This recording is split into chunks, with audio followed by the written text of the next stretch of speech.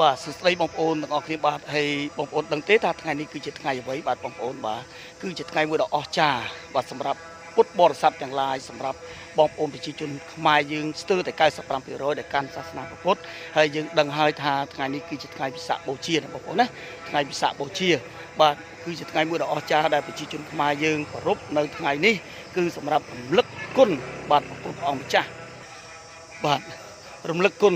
ដល់ព្រះពុទ្ធព្រះអង្គម្ចាស់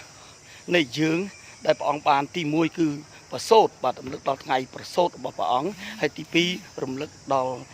ថ្ងៃត្រាស់ដឹងរបស់ព្រះអង្គហើយទី3គឺរំលឹកដល់ថ្ងៃបរិនិព្វានបាទគឺរំលត់ខណ្ឌទាំង5តែម្ដងបងប្អូនណាអញ្ចឹងបងប្អូនទាំងអស់គ្នាភាគច្រើនគឺបានដឹងនៅថ្ងៃនេះហើយបាទហើយយើងជាពុទ្ធបរិស័ទគួរតែយល់ដឹងច្បាស់អំពីថ្ងៃវិសាខបូជាឬក៏ថ្ងៃមាឃបូជាតើជាថ្ងៃអ្វីសម្រាប់ពុទ្ធបរិស័ទនៃយើងថ្ងៃនេះដែរបងប្អូនបាទខ្ញុំចង់ចែករំលែកបងប្អូននៅរឿងខាងដូចថារឿងវិសាខបូជាហ្នឹងណាបាទការរំលឹកវិសាខបូជាហ្នឹងបុណ្យធំរបស់យើងជាបុណ្យមហាធំតែម្ដងធំជាងចូលឆ្នាំខ្មែរធំជាងបុណ្យប្រជុំធំជាងបុណ្យណាទាំងអស់បងប្អូនបាទវិសាខបូជានេះសម្រាប់ពុទ្ធបរិស័ទទាំងឡាយនៅលើពិភពលោកមិនមែនតែស្រុកខ្មែរទេបងប្អូនបាទចឹងទី1គឺព្រះអង្គប្រសូតបាទព្រះអង្គប្រសូតគឺជានិយាយរួមទៅព្រះអង្គគឺជាមនុស្សសាមញ្ញទេបាទគឺជាមនុស្សម្នាដូចយើងដែរប្រសូតបាទណាបាទព្រះអង្គប្រសូតគឺចំនេះចំវិសាខបូជានេះឯងចំខែវិសាខនេះបាទឆ្នាំចបាទចឹងចំថ្ងៃសុក្រតែម្ដងថ្ងៃសុក្រអូនបងប្អូនបាទថ្ងៃសុក្រចំថ្ងៃសុក្រ15កើតពេញបូរមីបងប្អូនឆ្នាំចបាទនិយាយរួមទៅមុនគ្រិស្តសករាជ623ឆ្នាំបាទមុនគ្រិស្តសករាជព្រះអង្គប្រសូតណាបាទគឺនៅថ្ងៃសុក្រ15កើតពេញបូរមីឆ្នាំចខែវិសាខបាទយើងនឹងខែ5ខែឧសភាយើងនឹងបងប្អូនណាបាទបន្ទាប់ពីព្រះអង្គប្រសូតមកគឺនិយាយរួមទៅព្រះអង្គបានរៀបអភិសេកបាទជាមួយនឹងយសោទរាពំពាបាទព្រះមហេសីបាទរបស់ព្រះអង្គ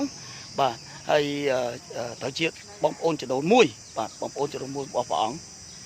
យាយរួមទៅគឺកើតនៅថ្ងៃខែឆ្នាំតែមួយពេលវេលាតែមួយដូចគ្នាបាទណាបាទពនាងពំពាហ្នឹងបាទជាព្រះមហេសីរបស់ព្រះពុទ្ធព្រះអង្គម្ចាស់នៃយើងហ្នឹងបាទហើយបានចំណងដៃបុត្រាមួយអង្គគឺបាទបុត្រារិហុលបាទបងប្អូនបានដឹងហើយបានដឹងច្បាស់អំពីរឿងហ្នឹងដែរបាទទី2គឺថ្ងៃដែលព្រះអង្គត្រាស់ដឹងបាទណាទី2គឺរំលឹកដល់ថ្ងៃដែលព្រះអង្គត្រាស់ដឹងបាទព្រះអង្គបានសិក្សារៀនដូចតែយើងដូចតែឯងហ្នឹងបាទថ្ងៃដែលព្រះអង្គរៀនសូត្រថ្ងៃបាទតាំងពីព្រះអង្គអភិសេកអាយុ16ព្រះ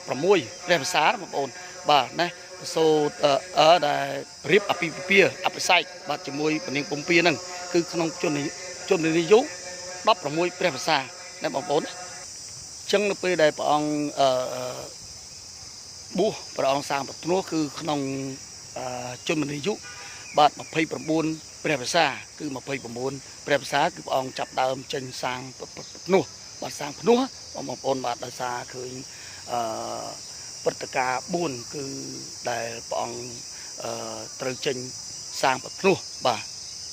ឃើញជាតិទុកបាទជ្រាទុកជាតិទុកហើយនឹងមរណទុកគឺកើតចាស់ឈឺស្លាប់ហ្នឹងបងប្អូនបាទអញ្ចឹងព្រះអង្គក៏បាទលះបង់ប្រកាយព្រះអង្គគឺសាងភ្នោះនៅក្នុងជនអាយុ29ព្រះភាសារហូតព្រះអង្គបានរៀនចូលបាត់ច្រើនកន្លែងគឺ6ព្រះភាសាបងប្អូនមុំព្រះអង្គបានត្រាស់ដឹងបាទនៅជនអាយុ35ព្រះភាសាហើយចុងក្រោយនេះគឺ